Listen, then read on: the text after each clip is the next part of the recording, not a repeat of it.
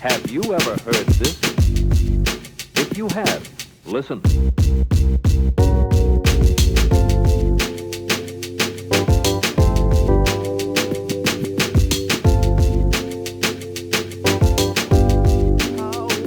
Howdy. We got the animal here. What's up, brother? Hey, what's up, dog? Dude. Also, could you crank, like, I don't know, are you good on your audio levels? Yeah, I'm chilling. Yeah, I'm you good. I'm sitting good. I don't know on mine. I'm like, it's like really light. It's hard to hear. Is there a way we could turn this down a little bit? I can't control it on here. I was trying to. Turn it down. Just a touch. Yeah. I'm thinking for clips later because that intro was pretty loud for me at least. I don't know how it was for you guys. Yeah, it was all right. It was okay. It was all right. Cody, your voice sounds really good in my head. Yeah, Okay, same. so then it's fine. It's fine. Yep. All right, we're good. I just want to make this like logo so we're there we go. There it is. Our little dude, box. you've been like gone. You've been like around, bro. Yeah. Been touring. Yeah. And I know you play with Bob James, right? Mm-hmm. What else you been doing lately, man? I was playing for Sir Woman for a while, but then I like took a step back because I just wanted to like focus in on sketch and what I'm trying to do with that as my main thing or like my main project like, here in the city. Yeah. Yeah. Dude, talk about sketch, man. Cause like I love you guys, and the lineup's kind of changed a little bit over time, but it's been you and like what Montez at the core, Yeah. keeping it, and then like kind of Dane. Obviously, Deez is kind of busy doing other stuff, but like how has that been for you, man? Because it's cool that I've seen you keep this like, what are you like 2-3 years now? Yeah. Melvin? Yeah. For sure. Yeah. So it started with me and my boy D. Kelly, who now lives Daniel. He lives in L.A. now, but I started when we first moved to town.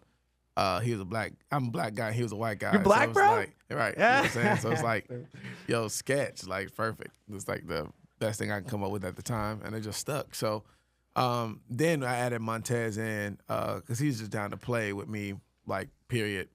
And he's like my brother too. So it's like a collaborative effort. But he told me straight up, he was like, bro, I'm not trying to be in a band, but I'm down to help you out. Like, you know what I'm saying?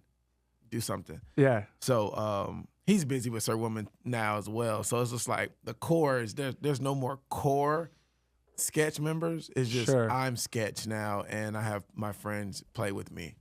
So Dude, that leaves the door open. Mad respect to you on that, man, because I know how it is to like have a project that you're working on and then have people kind of, you know, and so like to keep it going, and that's kind of like, you know me, like the same thing here with this. It's like, dude, you just got to keep it going. Yeah. Like, yeah. So props, bro, because, Respect. and also you just happen to be like one of the fucking filthiest dudes around town. So. Respect, bro. Dude. But yeah, that's great, man. So like, what's the game plan for you guys like coming up?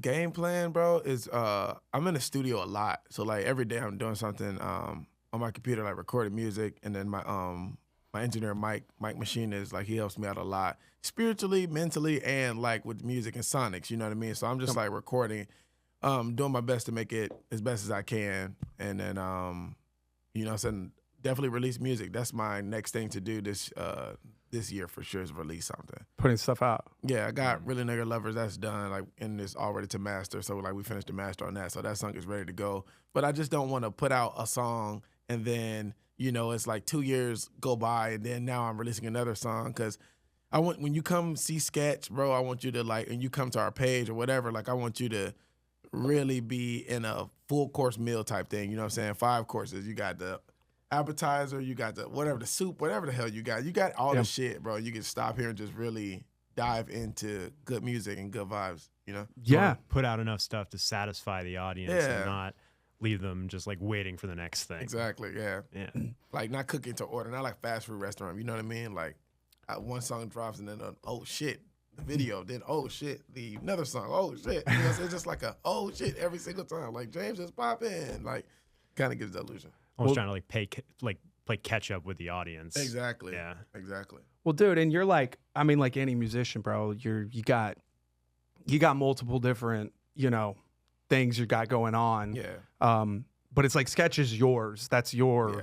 So I'm imagining that's like what you would consider your baby, And then Yeah. you've got the other things that you do that might be more of like, hey, this is the pay the rent stuff here. Yeah, for You sure. know what I mean? I like, man, when I'm a part of anything, I can't help but go 100%. Like, you know what I'm saying? Like, I got plenty ideas, bro, and I've done a lot around town, like, idea-wise, you know what I'm saying?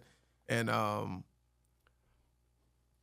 yeah, I don't know. I had to stop and really be like, man, yeah, I should do this for myself a little bit more than just, like, giving my stuff away for free, bro. Because, you know, a lot of people, like, I'm a giver, bro, so I'm just going to give and give and give. And then 9 times out of 10, I'll look down the line and be like, dang, like, I just gave so much to this. And then they'll say something to me or do something, and it's just like, but look what I just did for everybody, you know what I'm saying? And then you get peed on. No good deed, bro. Yeah. No good deed. But, you know, you like, as a giver, I learned, too, that, like, you're just supposed to give and let it go. You know what I'm saying? You can't. I had to learn that, like, here in Austin. It really taught me that, like, give and just let it go, bro. It's not that big of a deal. Carlos Sosa helped me out with that, and my boy Mike Machinist, like I mentioned, it's like mentally and spiritually.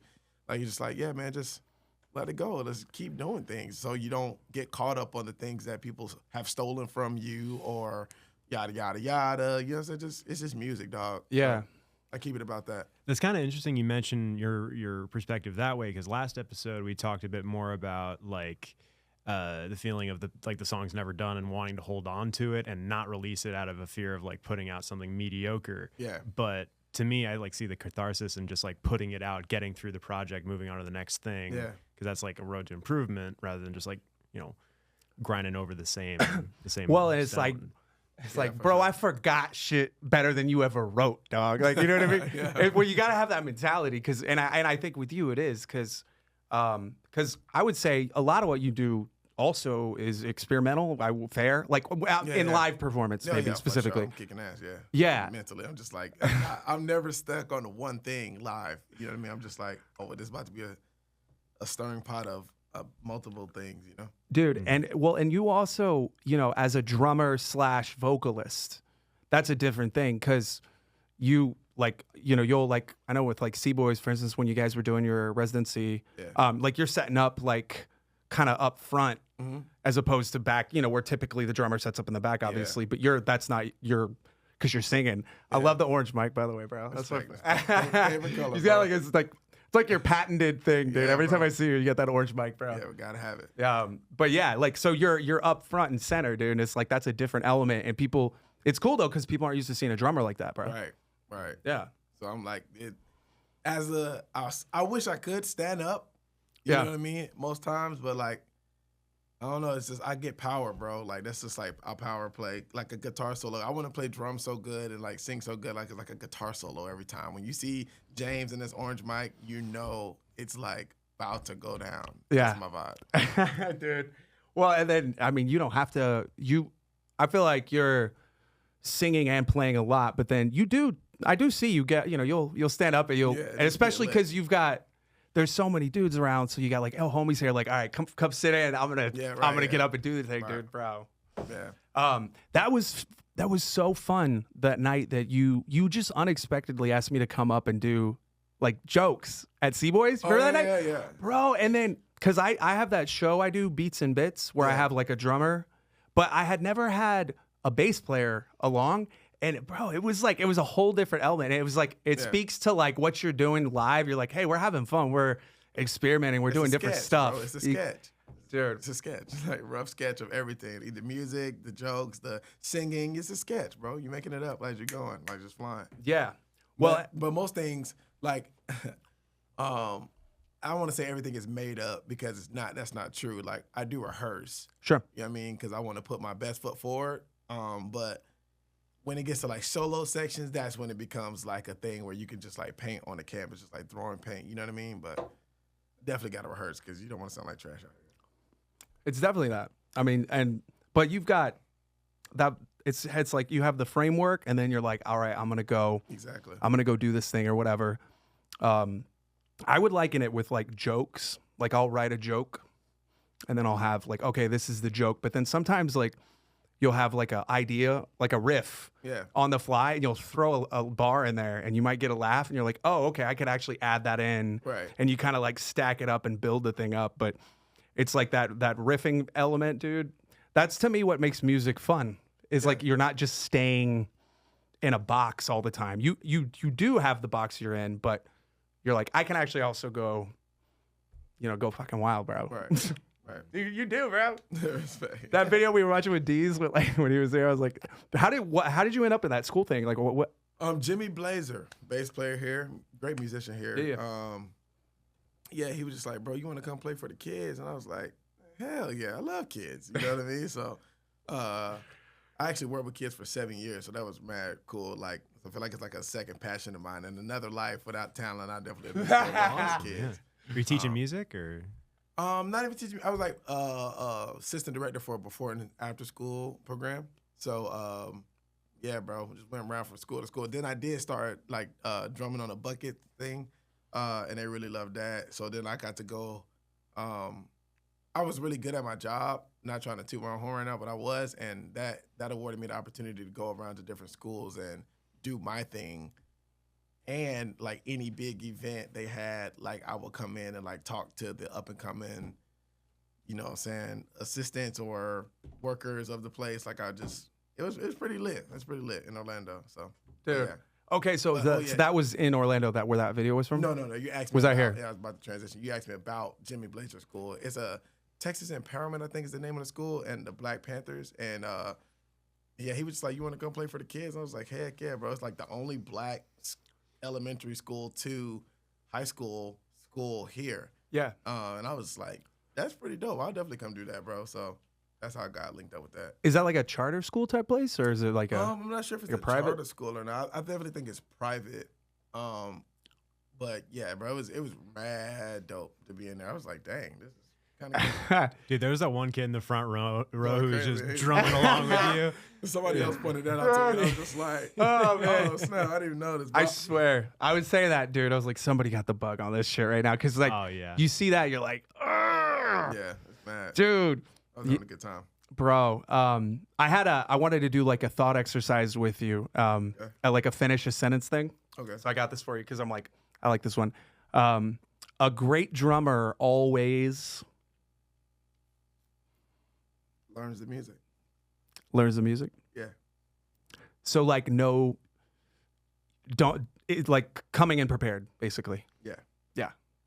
So you would say, has that bit you in the ass before where you? Oh, for sure. I mean, but you're talented enough, dude. You could recover. Yeah. Even if you don't know. Yeah, But so, I should have said a great drummer has confidence, because that helps you out a lot. Like I don't really consider myself as a jazz drummer. Sure. You know what I'm saying? But I'm playing on I'm playing with a jazz artist, and I was kicking myself in the ass a lot of times. So I'm like, man, I'm just not swinging good enough, or it just doesn't feel like my ears work, bro. That's what I tell everybody nowadays. I'm like, bro, is the music good or not? Because your ears work. You know if it sucks or if it doesn't. So, but my feel was like not there, and I knew it wasn't. But Bob was just like, you know what, James? You know what I like about you the most is because you don't know how to play the traditional way of jazz. That's what makes me drawn to you. It's just like you do something so different that it like makes my music and gives me youth. You know what I'm saying? So I was just like, oh, that's fire. You know what I'm saying? So now I don't have to beat my own ass when I'm on the gig. I just like can always be myself. But I still I still have my respect to play the jazz, respect for jazz too, so. Well, it's interesting watching you play with Bob. Like, it's a jazz performance, but you hear other elements that are not jazz come through in your drumming. And I wanted to ask you about that because seeing, just going through your Instagram, like your reels and stuff, just jamming on your own, you're like a heavier very first desk job. You gonna interrupt me? Sorry, I'm spoiled. Go ahead. Sorry. Go ahead. But you have such an ability to bring in different genres and elements from those genres as a heavier hitting genre, as a heavy hitting drummer into these different genres in a softer genre like jazz. Yeah. So like, what was your approach to that? Where you like, did you have to actually like, okay, I got to bring it down a little bit, or? Definitely. Oh, Bob is big in dynamics, but for me, bro, it's like all God. If I'm being honest, because like I didn't grow up with like a MacBook in church and like a MPC. I don't know if you've ever been to a black church before. It's kind of like they have that thing called click tracks. So it's like they press spacebar on the computer and the track starts and then the band comes in. You know what I'm saying? It's like it sets everything up. I didn't have that. So the records that I would listen to that the choir would sing, they would have click tracks in them. So we don't have that. So I'm just like around the drum set and I'm just like, God damn it. Like I need those sounds here. I don't have them. So I would start playing on the rim and like, you know what I'm saying, playing on the bell of the hi-hat, you know what I'm saying, like playing everywhere I could just to kind of like stacking cymbals like my clap stack, stacking cymbals to get that hand clap sound. Like I was doing that early on, bro, and I was just playing really light because the click track is always like it just makes the band float. So I'm just like, oh snap, let me learn that. So I learned that pattern, and then I would come in with the full groove. So I was able to take that approach to jazz or to Bob and be like, I was doing this since I was damn near born playing on random shit, you know. So you like incorporate those cues into your playing. Yeah, That's for awesome. sure. Like that percussion kind of feel, like the bongos. Like I'll turn my snare drum off and I play my right snare, my deep snare on the right, and I'm like it'll sound like a congo playing that's playing along with me the way I have it, the way I play now. So I mean, the way I've been playing for my whole life, really. Also, I really appreciate your kit setup with the side snare. Oh, gotta have it, dude. Snom, I call it. I love Snom. Yeah, gotta have that. Snom? Yeah, snare and the tom. Yeah, Oh, word. Down the kid, it's always in sync to like the notes of the going down and back up. Yeah. Bro, and you've got that pad up too, whatever. I don't know what that is. Like, XPD, what is it? SPD. Yeah. So you got like how do you pre-program that before you do shows? Well, I used to have it in Bob's application, but I don't anymore until we do this new record coming up in June. So I'm cutting my first record with Bob.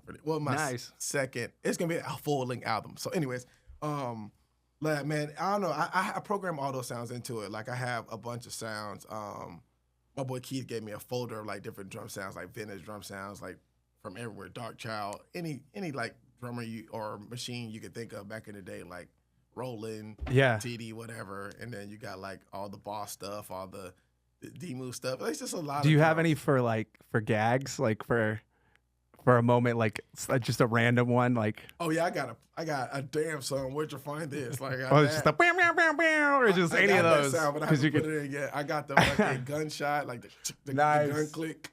I'll upload videos. Bro, I was gonna say, there's a drummer I've been seeing. Are you talking about that drummer that'll do that in gigs? So, yeah. There's. And it's like his whole goal is to crack up the other guys in the band during in the middle of the show, like, because he'll just throw a. Are you talking about the one where he did Immigrant Song specifically? Yeah. Have you seen this one? This dude, bro, this shit's funny, bro. Hilarious. Is this Immigrant Song?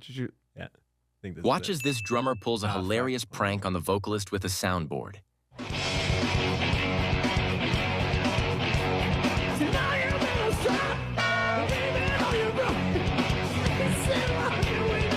Dude, it's like, but that like borders into unprofessional because you're gonna fuck your vocalist up, bro. Dude. Let me tell you, I got these horns and it's a B flat, and in the middle of a funk song, I'll just hit that bitch. But Tez and Seth both know when my hand goes up, like in a certain way, they already know they just hit a B flat, bam, and they go right back to the funk. Like I already fucking see you, bro. It's so it hits you, it catches you by surprise, but it also like keeps the funk going. It's so weird. Prince did that a lot. Bro. That's some James Brown shit too. Exactly. Well, sure. yeah, exactly.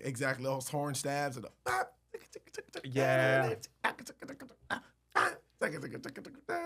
like all that kind of stuff like that, bro. But like I really got it from Prince because Prince did a lot more weird stuff just because he had to. Oh yeah, you know what I'm saying? It was just in his.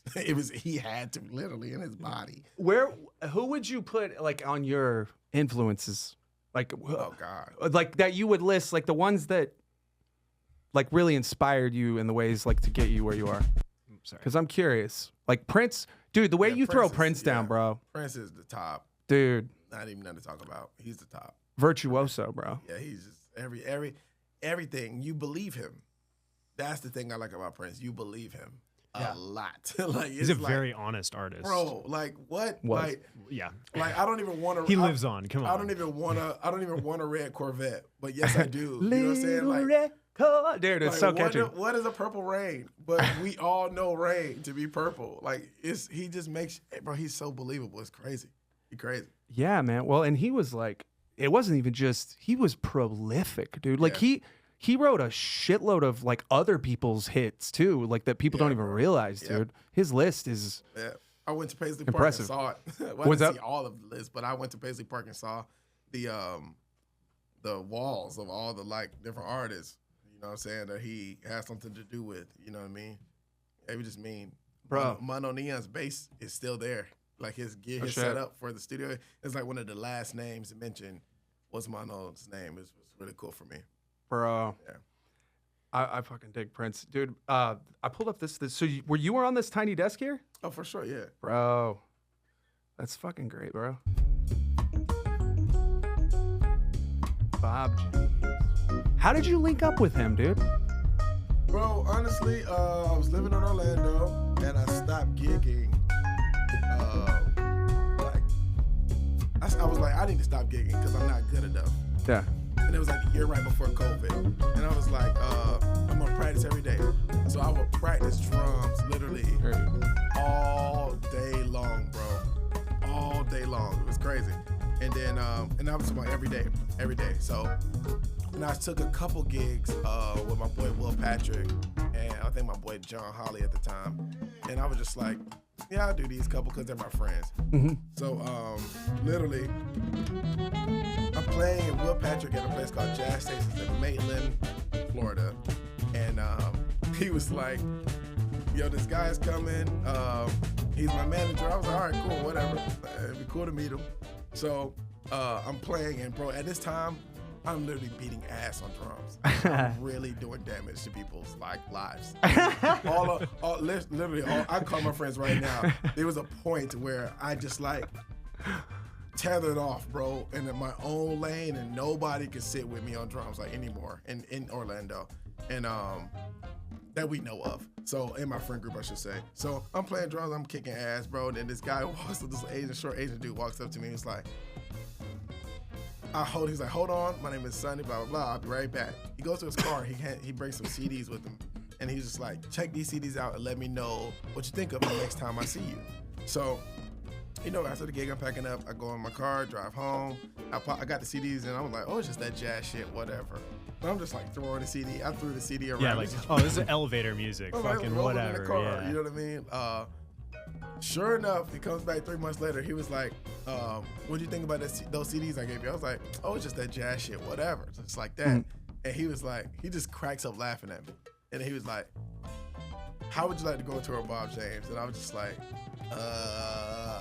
I'd love to. What the freak? So, bro, I went home that night, bro. I kid you not. I probably stayed up for 2 days straight learning this man's music, dog. Yeah. And I woke up in Hawaii. That's how I went. And it was the month right before COVID. We had London, Africa, and Japan all on the freaking schedule. And all they got shut down. Dude. But I'm happy to say I've been to 2. Did y'all ever make up those dates? Yeah, we did. Yeah. So I'm chilling. Yeah, I've been to Japan. This was 3 like, times. what, a year ago? Y'all did this? Yeah. How was this experience, dude? The tiny desk. This year?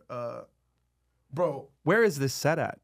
That's DC. Is it DC? Yeah, bro. I thought it was LA for sure. But yeah, it's DC, dog. And that is the most intimate situation as a musician you will ever be in. I don't give a damn what anybody ever tells you, bro. You are butt ass naked in that motherfucker. There is no amplification unless it's an electric instrument. So, Mike is acoustic already. You know what I'm saying? And then Andre is acoustic, and that piano is acoustic. But that motif had we could hear it a little bit, but any microphone, bro, nope, you can't hear that. You guys don't. I'm not seeing any in-ears here. Nope. You guys are just straight room. Straight room. Damn, bro. When I tell you, they are magicians, bro, at mixing, bro, because they sound so full. Yeah. In that room after you play. After you hear it through YouTube, it's like, God damn, we sound freaking amazing. Yeah. I don't know what they're doing over there, but they need to be studied. Because the sonics are great. But it's the most intimate, bro. You are playing the drums, he is playing the piano, he's playing the sax, and he's playing the bass, and it's just whatever that sound is gets transferred over to, I don't know if they're using Logic or Pro Tools, but man, it's just the best freaking the mixing. thing ever. Dude, how big is the room that you're in there? It's an office. It's an office. Yeah, it's huge. It's huge. So how many people are over here where you can't see her? Ours was closed, so it was a live audience, but it was only for the staff inside. So the building is Mondo. It's Yeah. really, really big. But that place where we are right now, behind that wall, that back wall to the black side is like hella far back. Like it goes for, I don't know, a couple, not a blocks. But That bookshelf right there. yeah, after that bookshelf is like a lot of desks that way. And this engineer's right behind that desk also. And then in front of us is kind of like, I want to say like 7 or 8 desks or something Yeah. like that. Dude, that's a cool experience, man. I'm like, Yeah, no, that was. I told Bob right after that. I was like, "Yo, thank you so much, bro, for." I know he's played so many beautiful places. You know what I mean? But like for me, as a 30-year-old now, that is my Carnegie Hall type vibe. You know what I'm saying? That is my whatever. It's like playing Good Morning America. It's like that's huge. It's like. I'm sure you've seen your other, like your favorite artists do Tiny Yeah. Desk. Yeah. So it's like, Yeah, Chris Dave. Yeah, Chris Dave is one of my favorite drummers. And his Tiny Desk is still by far the best sounding one to me. That joint was clean. dude, He had like 12 people on stage, it looked like. that's something Bro. I think a lot of people don't appreciate about jazz musicians or just acoustic musicians in general is like the finesse it takes to get your instrument sounding that good on Yeah. its own. Yeah. Because like, you know, any pop record that's, you know, on the radio, it's like it's super processed, sure, but like just this to get to that same level of perfection, Yeah. like that's a lot of hours that goes into practicing your instrument. Oh, for sure. You got to practice, bro. That's like, I'm still practicing now. Like, I was gonna ask you, like, what drummer around town, when you're out and about, do you see that makes you go, I need to go practice? Charles Reed. Dude, Yeah. I told you, Yeah. bro. Yeah. Yeah, It's Charles you, him, Davila, Reed. Yeah. Joel Turcotte. Yeah, If he Joel, oh reins my it in, God. he's so. Joel is so nasty. I don't care. I don't Hey, care. I don't care if Joel never brings it in, bro. He's like a wild stallion, Yeah, dude. man, bro. To me, right now in life, bro, like everything is art. You know what I mean? Sure. Like a mistake is art to me now. Like you don't have to be this perfect anything no more.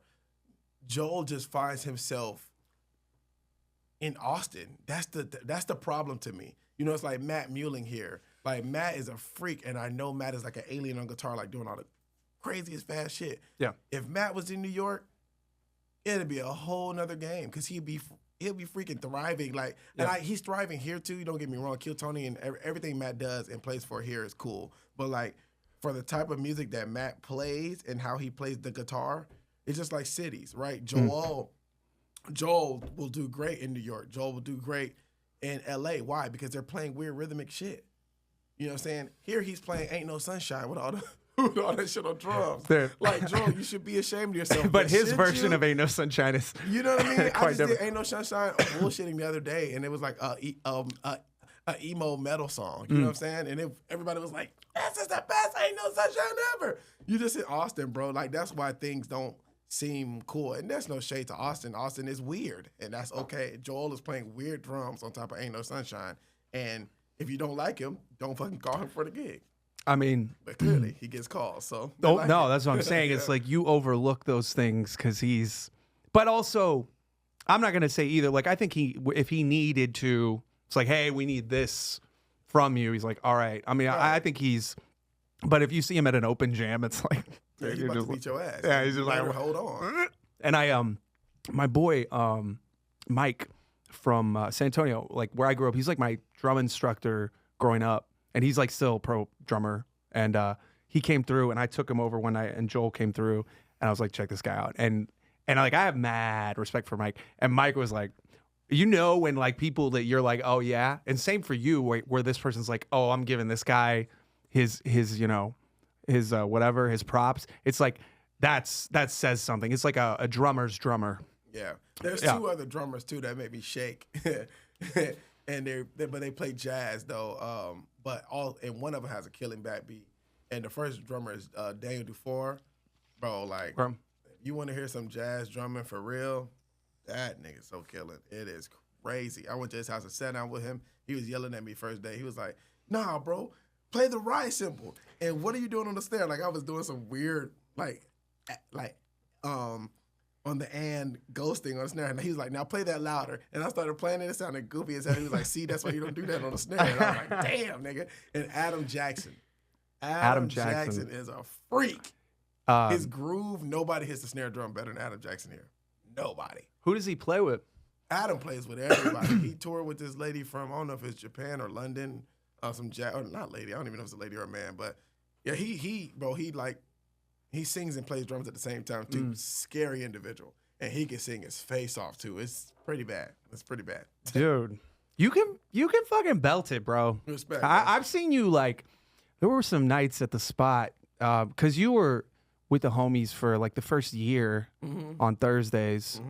Us old school, us OG homies, remember those? Yeah, at first it was called You haven't been Sketch. around though. I'm like, yeah, I'm not, and I probably won't go back ever. But is there like, I mean, and I don't want to like start anything, but is everything cool? It's just everything is cool, bro. I just it was a me problem. Yeah. You know what I'm saying? I didn't I had visions, bro. Like it started off as Sketch. The name of the night was called Sketch. And you know, I had to start going out with Bob, and we would fly out the day before, which is a Thursday. And then John was like, yo, since you're going to be out, like when you're not here, it's not Sketch anymore.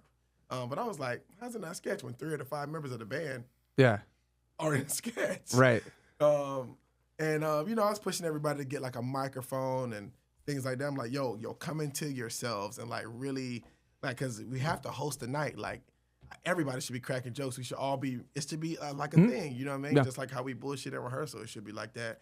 And he was just like, we should change the name. I was like, I don't want to change the name because I know this is going to get hot. I know it's going to get dope because it was getting dope. Even back then when you were first coming, though, it was fucking lit because there's nothing in Austin like that. Yep. So long story short, bro, I was just like, I wanted to record. I want to record music. So I'm like, I don't want to make things up every time. Like that irks my soul. Like, Yeah. You can make things up for sure, like I said on the solo section, but like the whole night we're just going off the whim, bro. What about if we capture a moment and everybody's like really lit, right? We capture lit, and then like we made this up, but everybody's lit, so we notice in the room and we can like that works. Yeah. So we should be able to do this again, right? Like they do that. Like I did a tip song, and it was like, if you don't like what you hear. If you like what you hear, put someone in the bucket. If you don't, They still do it. I know they still do that, but it's because it works, right? Yeah. And you know what I'm saying? Like people gravitate to what works. I remember John and Put they, some money in the bucket. bro, everybody loves it. And you fucking get lit and you want to put money in the bucket. So my thing was I just wanted to record and capture things that were good. So that way, when you hear it again, and if you got a fan base of a revolving door of people coming in and out, you know what I mean? That helps your music get pushed. Yep. So that was going to set us up to be like this thing now. Kind of like how Kill Tony is. Kill Tony is a revolving door of so many different people, different nationalities and shit. So if Kill Tony Band were to drop a record right now, that shit'll do a lot of numbers. Why? Yeah. Because motherfuckers already seen them and they have a respect for them just off of being there, capturing that shit. You know what I mean? So that was my MO. So I took some time off. Then I even came back and tried to be like do the whole front man thing of the homies. And I was just like, my spirit wasn't okay. So I was just like, I'm not gonna kill anybody else's fun. So I'll remove myself from that situation because I don't want to jam. I don't want to do that anyways. I want to be an artist and an artist that's not even saying, well, yeah, take it seriously, bro. And like jamming is cool, but it's not the end of the of the road. Sure. Know? It's interesting. So, because I get that, like I get wanting to have like a little bit more of a structured type, approach to it. And I've often said this, dude, that like part of what's cool about what they've been doing on Thursdays is that they'll take a thing and then they'll like, go off on it. But it's like, it seems like maybe you were like, hey, I'd like to rein this in maybe a little bit more. I didn't want to rein. Okay, so this is how Sketch came about, right? Well, not Sketch came about. This is how I started with Sketch. I made it a team effort. Yeah. It's a mistake one. There's no team. Fucking hate group projects. I love team though. Don't get me wrong. The right team. Exactly. The right team. So everybody said, yes, I want to do it. Yes, I want to do it. So I'm just like, okay, they down. We gonna fucking do it. Tez was the only honest one out of the whole bunch in this moment. Tez said, bro, I already told you I don't want to be in no band, but I'm here to help you any way I can. And that's bars. But anyways, and I was like, bet. So ironically, he's been the guy that's been the most consistent with you. And like, it's only because I stopped calling everybody. That's the only way he's been the most consistent. Because I was just like, I don't want to start another entity. I don't want people coming to my shows and be like, yo, it's the homies. No, nigga, this is not the homies. These are James' ideas. Like, period. Yeah. That's what we're going to do now. Like, from here on out, anytime I do anything, bro, it's going to be like, I have to have my name on it. And it's not because I'm trying to rah, but I guess in this city, you have to fucking rah on some Kill Tony shit because niggas will steal. And they didn't know they stole it from me. And I know they don't. It's not even, I don't even want to say they stole it from me, but I felt that way for a long time.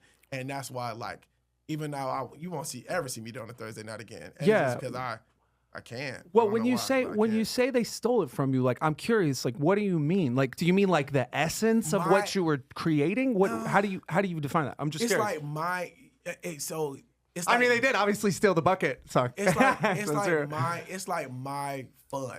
That's what was stolen from me, like my fun. And I let it happen because I was such a giver and I wasn't thinking clearly about what I even wanted to do. So I can't even say they stole it from me. I just feel like it was more of a because I was just like, y'all got it. I just gave it away. Too many chiefs, not enough Indians? Is that kind of what bro, because we all are chiefs. That's what I want. Well, that's from like everybody in every spot is a killer. That's what I wanted. You know what I mean? Matt asked me literally week 2 of me being here, I was subbing for Kill Tony, or week 3 or some shit. And I was subbing for Kill Tony. And Matt was like, bro, what are you trying to do here, bro? Because you dope. And I was like, bro, I'm trying to assemble the Avengers. And I respect all of them. Like, those still my niggas today. Like, they call me right now. They're still my niggas. But, like, I wanted them to be chiefs. I wanted everybody to have a mic. I wanted John D standing up on the organ bench.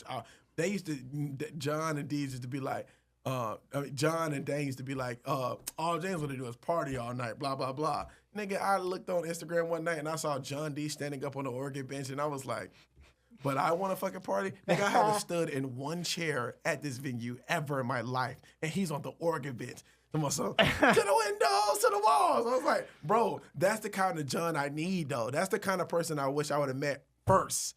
Not shy John, like, now I'm not finna be on the mic and I'm barely finna sing, but I really want to be a singer. Like, nigga, go for it. Like, go all the way in, because when you go to other cities, bro, the main people there are going for it. They're kicking ass. That's why my friends in Dallas, they come down here and beat Austin's ass every time. Why? Because they live that life every day.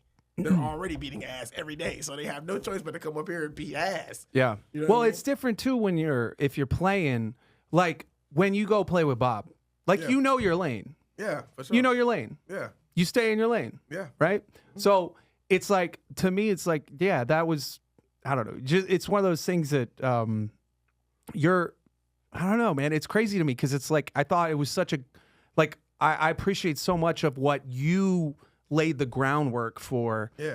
And then, but it's a different game because I told John when he was here, I was like, I've witnessed the growth in him because seeing him with like Mike on Mondays, starting a few years ago, where, when you're back there, you're not Mike's running it, Mike Hale on Monday or whatever, right? So it's like to step into that role is a different ball game. Yeah. It is. And being that entertainer, I've always thought you had that. I don't necessarily didn't see that as much in John earlier on, but I feel like he's really emerged in that regard. He had no choice. Yeah. He had no choice. But I like I said, bro, it was a lot of me. It was a lot of me that I had to deal with that. And I'm okay now. Like, I had to deal with it. I had to deal with, why are you not giving me a lit side of you? You know what I'm saying? Because I'm lit. I can't expect anybody to be lit like me, nigga. That shit don't work. That shit's over with. And I apologize even to them. I apologize to D's too. D's wonder why I don't call as much, or Matt same, but they wonder why I don't call as much, just because, like, I don't want to confuse Austin, bro. Austin's already weird as fucking weird. Like, they think everything is fucking good. So, like, I just don't want nobody coming up to me and be like, yo, is this the homies or sketch? Like, man, I ain't got time for that. I'm trying to build something. And that was my whole thing. I was trying to build one thing. Yeah. And now we're about to change the name to something else. Like, nigga, that's going to slow me up a lot. I guess, yeah. So I'm trying to, like, because I'm like thinking back, right? I'm like, Thursday started out as sketch, right? Yeah, because remember we had the residency at C-Boys on Wednesday nights, and then I got a call from Steve. And he that was like, popping off. Michael Hill called me with Steve, and they were just like, yo, we want to take Wednesday nights to the gallery. And I was like, yeah, bet, let's do it. Tez at the time, luckily for me, we had a residency with Sir Woman, and me and Tez, a rhythm section for that. Yep. So he would be down here in January, and that's when we were popping off at C-Boys on Wednesdays. And so he would play Wednesday, Thursday, and then Wednesday, Thursday, and then Friday and Saturday with Sir Woman. So he would be here for the whole weekend and go back home on Sunday. So it was like a vibe. Everything was thriving. We would go up in the gallery, you know what I'm saying, it's popping off, you know what I'm saying, we getting lit. And you know what I'm saying, that was going strong for like a couple months. Then when I went back out with Bob, it was just like. When you got back. Yeah, he was just like, let's change the name. But I was just like, what happens when you go out with Gary Clark? Is it gonna still be called the Homies? You know what I mean? I don't know. Yeah. Oh man, I can see what you mean. I see what you mean, man. It felt like maybe you were, like you didn't get the courtesy of like, hey, he's on the road right now, but that's like this is still. It felt different when you got back. Let's hold it down while James is gone. Is what I did get. So that's what I'm saying. It's not. I did say I'm leaving. I'm stepping away. So it wasn't anything stolen, but my fun was because that was my creative outlet, right? That tip song, anything else like that. The way I flow in and out of tracks, like the way we make things up on stage, like I'd like drop out. Okay, let's just go drums and guitar. Like, bro, none of that shit was happening before I moved to Austin. I know it wasn't. People tell me, like people like Jimmy Blazer told me, he was like, bro, before you came to town, nobody had a clap stack. Now everybody has a clap stack. He was like, I just want to let you know you started the clap stack. And I was like, nah, bro, it's just a symbol. He was like, no, James, in Austin, it's not. You started the clap stack. And I was like, okay, bet. But I'm not, like I said, I wasn't the type to be like, yo, hear me roar. My name is James, and I've done so many amazing things. Move out the way, everybody. I was coming in this motherfucker like, let's all go together. Yeah. Let's do it together. But clearly, it's not a together thing. Well, and so I guess whenever it was kind of like you thought maybe they were on that level with you in terms of what Sketch was trying to do, and then so when that switched, it was kind of like, oh, we're not on the same page here. Yeah, I want to say level. It's definitely page. Yeah. We're on different pages in terms of what it is we're looking at accomplishing so it felt like a different thing than what it had been before you left. Yeah. And you just couldn't. Dude, that makes sense, man. Yeah. I get it. And it sucks because, man, like, bro, you added so much. And not to say, because, dude, Charles is obviously, if they're going to be replaced by anybody, like, fucking Charles, bro. But, like, for a while, I was like, oh, Charles is just, he's taking care while James is gone. And then it was just like, you just didn't come back. And I'm like, what the? So I guess James is not here now. Yeah, like, dude. cool. Yeah. Bro. That's cool, bro. That shit is a vibe. They still smacking. You know what I'm saying? They still doing their thing. I just want to record. I'm recording songs, bro. I want to record good songs, and I want them to play on the radio. I want to wake up and my shit be playing on the radio. I want girls in the yoga class and hot yoga jamming in my shit with the big titties and the big ass nigga. You know what I'm saying? Like, I want niggas, fat niggas, skinny niggas, strong niggas. I want niggas to jam my shit, like, while I'm gone or while I'm sleeping. You know what I mean? Like, I don't care to jam for one night. I want to reach a broader demographic. Yeah. Like I reach a new level. You know what I'm saying? And I get that anything could do that, you know what I'm saying? But for me, I want it to be an original thing that I love the same as I love my girl or my son or my mom. You know what I'm saying? I want to, like, that family thing, I want to make that my overall life, you know what I mean? Like that love I'm talking about. And that requires that connection with it without too much compromise, which is what it sounds like what was happening. Yeah, and they came through, bro. Like, it was a time where it was like hard to get people to come to the studio. Like, I asked Matt to come to the studio, he wouldn't come. I asked John to come to the studio, he wouldn't come. Dane wouldn't come. Like, Ted's the only one that would like send me files. I worked with Dane a lot more times than anybody else. But like, he's with Gary now. Yeah. And hopefully you like the music when you hear it, dog, because, like, there's a lot of, most of the albums by my ex-girlfriend. It's just like what it was. I was going to ask you, so are you single? No, I'm in a relationship. Are you? Yeah, are you with the same girl that you were from a couple years ago? Hell no. No? Hell no. Somebody else. So, somebody you knew from here, met here? No, actually, bro. Shout out to Sir Woman Kelsey Wilson. We were in Arkansas at Format Fest, and literally, man, on the way there, I was like praying to God to like release my ex-girlfriend from me. And literally, bro, day up, I'm talking about, I vividly remember me like head on the window, and I was just like, God, please help me get this Rid girl me off of my this mind. evil. Yeah, rid me of this goddamn nasty tramp. You know what I mean? So we pull up. I think I met her at South by. Yeah, you did. Yeah, you took the picture. Bro, I swear to God, I want to burn everything. But anyways, right now, let's burn this place down. You down? Okay. Yeah, bro, I'm literally at this festival. We play. She didn't even see me play, which is crazy. So I play, get off stage, and then I'm just walking around the festival with everybody. You know what I'm saying? And the festival's nice. Like, it's a dope festival, but the music sucks balls. Everybody's just waiting around for Leon Bridges to come out. And I'm standing in the field, bro. It's a field of 1,000, more than 1,000. Standing in the field with Kelsey. I'm just like, yeah, we're just talking about how bad the music is. And she's like, yeah, this does suck. She's like, we'll stay for a little bit over Leon, and we got to get on the road and go back to Austin. So I'm like, all right, cool, whatever. Out of nowhere, bro, this girl just walked past. And, dog, I was like, bro, what the fuck? Like, bro, what? Bro, I was like, Kelsey, she is beautiful. And Kelsey was like, yeah, and she got a fat ass. And I was like, yeah, she does. And then her friend caught me staring at her. So I saw her friend goes, I think that guy's staring at you, whatever. And I'm just like, looking at her like, bro, I'm looking stupid, dumbfounded, like, what the heck? And then she looks at me and she smiles. So I was just like, bro, what the heck, whatever. So like, we, you know what I'm saying, we doing the whole look at each other thing, duck our heads type shit. So then she disappears. And I was like, oh, crap. Then she comes back, bro. She comes back behind me. So I'm like, turn around, like, and I'm seeing her walk. I was like, bro, she's so beautiful. You know how much I'm talking right now, nigga, and you know how much I can talk. I love to fucking talk. I couldn't build up enough strength to say anything to this girl, bro. Nothing. I said absolutely nothing. I just looking at her. We just smiled at each other, bro. Pretty girl. Right. Bro, she walks away. And then, like, it's later into the day at this point. So I'm going backstage to talk to Leon and his crew. So I come back out. Were you like, playing bro, with him? Or you just we just there. I played with Sir Roman. that the festival, right? So Leon's great. yeah, he is killing. Yeah. I love his music. His old record, the Gold Diggers. I love that album. Yeah. So I come back out. I was like, I have to find this girl because if I don't, I know I'm gonna kick myself in the ass later. So I go back out, bro. I go back to like kind of where we were and a little beyond. Couldn't find her. So I'm like, you know what? Whatever. Like, cool. We drive 8 hours back from Arkansas all the way to Austin. And the next morning I wake up and I was just like, I normally check the festivals that we played at, the tag hashtag, to see if they got any dope photos of us, you know what I'm saying? Then I send them to the group or post them on my page, whatever, or just, you know how the shit goes. Mm-hmm. Her picture was the first one tagged. Mm. And I was like, is this that girl? I clicked the button, bro. It was her. And literally, I messaged her and I was like, are you the girl who took my breath away? Yeah. And she was like, I believe I am. And boom. Bro. Now I got a son. Are you serious? Yeah, bro. Dude. Yeah. Bro, wow. Like, so on like Instagram?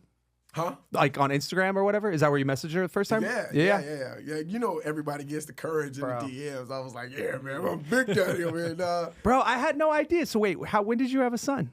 September 7th, bro. Bro, congratulations, Yeah, dude. yeah, That's fucking great, man. It's like, I was going to say too, one thing that's interesting about you that I was like, we have a few minutes left here. Being in a relationship now too, especially having a son, like, but you don't drink. No, or smoke. No. Like at all drink. Have you drank at all? I can't, like, drink, yeah. Cause some people will say I don't drink and they're like, but they'll have drinks every now and then. It's like you straight up just do not drink. Pineapple juice. Yeah. Any kind of other juice. It's good. Nice. Bro, as like somebody who not like most of my adult life I've drank, but like last 3 years, I'll be 3 years next month. Not drinking. I'm like, dude, it's crazy because it's a different world you live in when you're out there. Boy. And you see everybody's going crazy, dude. Yeah. And you're just like, I'm just trying to get out here and do this, man. Yeah, that's it. I don't know, man. My dad was alcoholic and it really hit my family hard, destroyed my family, really. Which I forgave him since. You know what I'm saying? It's been like a struggle for anybody else in my family to really like forgive him, honestly. Definitely my siblings. I can't speak for my mom. She's an adult herself and she's been married. She was married to the nigga, so. But yeah, bro, alcohol is just it hits me different. Yeah, I just don't like it at all, honestly. I don't have anything really good to say about it. Pretty bad thing for me. That's crazy to be, I mean, because some people, it's weird because for me, like it kind of it became problematic, but weirdly, like my dad, he drank, but it was like I never saw him drink more than one beer ever. Oh, wow. He was a cop, and like so, if we went out to dinner somewhere, he might have a beer. For sure. I've maybe seen my dad like tipsy like once ever in my life. So like I didn't have that thing to go, oh, this could be problematic because he didn't have a problem with it, And I've thought about that. I was like, I wonder, because someone like you, who very early on is like, this is problem, bad. I don't want anything to do with this. It's like it gets ingrained in you like that. Yeah, so it's almost like in that crazy way, not that it's good, but it's like in that crazy way that like it's so much, you're a healthier, better, happier person because of it. Because, everybody, like most people drink, not everybody, but most people. Yeah. Yeah. And making the decision to stay away, was that also like a possibly like genetic component? Because I got addiction in my family as well, and that's like a huge, thing that looms over like my family's life, and being aware of like the predisposition to like kind of being weakness to it. Everybody is addicted to something, bro. I believe, whatever it is, sex, porn, like drugs, liquor. Food, yeah. When I said everything was art earlier, like, I don't let it, I read this book, I think it was the 4 Agreements or Relentless by Tim Grover, which was the trainer for Michael Jordan and Kobe Bryant and Dwayne Wade, etc. He was just like, the thing is, you got to learn how to master even your things that are wrong. Like, if you learn how to master it in your mind, they're not going to be wrong. It's weird. The concept is weird, but I understand what he's talking about because that's how you let it get control of your mind, right? It's like a discipline thing. Yeah, something like that. I would say, like, I don't know, bro. I'm weird. I'm different from everybody, and I like it that way. You know what I'm saying? But yeah, it's kind of like a discipline for sure. Yeah, I would say. Yeah. Especially alcohol being so prevalent and so like widely like socially acceptable, bro. Yeah. It's everywhere. Well, and it's there's this societally, dude. There's just this like denial about the toxic forces. It's like we're collectively gaslighting ourselves as a society that everything's cool. It's not a big deal. Yeah. It's just everybody will be like, I don't have a problem drinking. It's like I know that alcohol causes problems, but it's like if I look at my life, dude, all the negative like thing, lots of negative things, alcohol is tied in, you know? Yeah. And like I was saying, my dad was a cop. I asked my dad one time, I was like, in all of your career, like out of all the calls you ever went on in your career, 35-year career, that's a lot of calls. I was like for domestic calls, let's say domestic violence, whatever, like out of all that, how many of those instances was alcohol like in the equation? And he's like all of them. Yeah. It's like just universally like That's pretty bad. homicides like are basically 50% of the time I think people are drunk when they commit homicide. It's like just like all kinds of fucked up shit, but people will just pretend it's all good. It's like, Yeah. dude, It's a struggle for sure, dog. And it's everybody got choices, bro. I mean, I can't, like, that's how I was able to forgive my dad. Literally one day I'm walking out the house and something just hit me. I was like, yo, go and look in the mirror real quick. And I was just like, I used to get super frustrated when my dad would call me under the influence, bro. I hated it so much. I would cry, like teary-eyed. I'm talking about furious. Basically couldn't do anything else for the day. My dad is drunk. I'm like through. But I looked in the mirror and I was like, bro, how dare you? Like, who the fuck are you, bro? Like, I'm not the best person in the world, bro. Like, and that's my father. You know what I mean? So literally, bro, from that day, I used to drive almost every month to go see my dad in Tampa, like an hour and a half away. Let's go spend time with him, bro. I don't give a fuck what we did, how we did it. I'm just going to see my dad because I wanted to go back home and report to my mom that he's okay, like he's doing okay. You know what I mean? He's a hard worker, you know what I'm saying? And it just, it really healed me very fast. Like I know, and like my boy Montez is really good with his family as well. They actually pulling up tomorrow. We got a couple shows here. And yeah, bro, just watching watching me with my dad and then watching Montez with his family, bro, really helped me get close back with my family. You know what I'm saying? Forgiving my mom and my dad just for my upbringing, which wasn't even bad. It was just like, damn, like we could have been this of a family. You know what I'm saying? My girl's family, like they're really super close, bro. And I wish I had that for my family, but I don't need to wish because I can do that. You get what I'm saying? So that's where I'm at mentally. And that's with any relationship that I have now. Like, I don't feel no way about, you know what I'm saying, the homies or anything like that, bro, because I'm the one that can fix that relationship.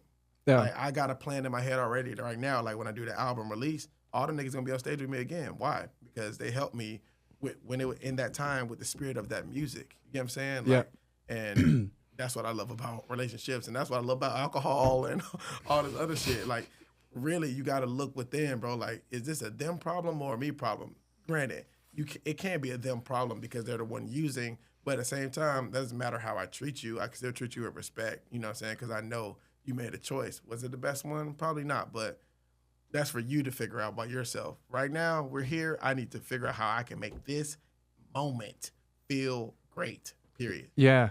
That's some real grown ass adult shit too, dude. To just get to that point with your dad, just where you're like, you know, I owe him everything. He's my dad. Seeing him for being the flawed human being that he is, because it's like that's when you really grow up, bro. Is that moment where you see your parents and you go, oh, they're just like anybody else. Yeah, they're not heroes. You know, you lose that, you know, the pedestal that they once were on. You know, now they're like, oh, you're just a flawed person. Me, he still is on the pedestal, right? Because like he helped my mom get through college. You know what I'm saying? He worked 3 jobs to do that. You know what I'm saying? Like my mom was in church, you know what I'm saying? Like holding the family down with God. You know what I'm saying? That's why I'm so like still heavy in God. Like there's no music on earth that makes me feel as good as gospel music does. I have my favorite certain songs that my mom used to play that I look up from time to time, even today, and it just damn near made me tear up because I'm just like, damn, I remember that car ride in that Mitsubishi Galant or whatever the fuck. Like we're driving around in whatever car, and I hear this gospel song, and I'm just like, damn, I feel good. It's in my child. It's embedded in my soul, you know? Yeah. Yeah, music is powerful in that way. How it can pull memory. Oh, God, you know? Boy. Then my boy Keith said that, bro. He was just like, the reason why songs go, and I mean like really go, is because of a moment. Like there's people dance to certain shit at weddings.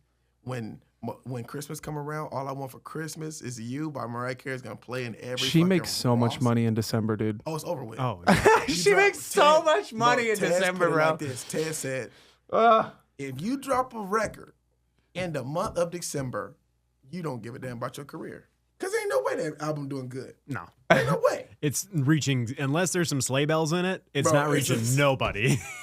Did y'all hear this? Hey, maybe put out a Christmas record. Bro, do y'all I am gonna put out a sketch Christmas record, and it's all gonna right. be the funniest. You gonna write like some original Christmas songs? Oh, for sure. Dude. For sure, I have to. You gotta get that. Dude, you just get a little. Drop them draws of Santa Claus coming to you soon. Nice. It's a title track. Great. Dude, that's true though. That's true. Like, but that's the trajectory then, man. You want to like start getting some shit that's like more oriented, focusing on studio stuff, and then maybe getting back because y'all are still doing live stuff too. Oh, yeah, we do Sketch is still around. When y'all playing shows. live? Your next shows? Literally Thursday at the Revelry. The Revelry on West E6 or E6, yeah. Okay. And then we got the Meridian the following day on the 18th, and then on Saturday we're back at the Revelry. Okay. Then I got shows all next month. Then I play at a place called Jupiter Supper Club here too in Austin. So. Nice. And Bob is coming. We're playing here at State's Theater, so it's gonna be pretty lit. Oh, dude, nice theater shows, dude. That'll be dope, bro. I think that's May 13th. Yeah. Yeah, and well, dude, I hope you like can make some stuff happen in the future with like the guys, dude, because it's like it'd be great to see you around more and that that front. That's what I'm saying. Like when I do the album release, like I'm gonna have. Like we'll do the live show too, and I'll have everybody playing on stage again. Like everybody that like helped me build up Sketch to this point. Deez, Dane, Matt, and Tez. You know, Seth, who's playing with me a lot now, is like helping me out hella. He's really killing musician. So even Maddie Sunshine is on the record too. So, Oh, nice. Jorian Dawson, I don't know if you know Jorian is dark skinned saxophone so. player with that little afro. Mm. Yeah, bro. So it's gonna be a family reunion, and I might not even play drums. I might just have Charles play drums, and I'm just singing and twerking and shit. I don't even have to worry about it. Think about it, dude. Bro, well, I'm looking forward to it, man. I'm looking forward to like seeing what you're like as you continue to fucking kill it, dude. Respect, So man, bro. thanks I'm doing my best. out yeah, here. bro. I appreciate you rolling through, man. Yeah, bro. Where can people find you? My Instagram, James Alexander Adkins, on Instagram, and then sketch.band on Instagram. You can, if you go to sketch.band. Yeah, and we'll tag clips and stuff too with you. So Hell yeah. we got you. We got you. Cool, man. Well, thanks for coming through, bro. Thank you, bro.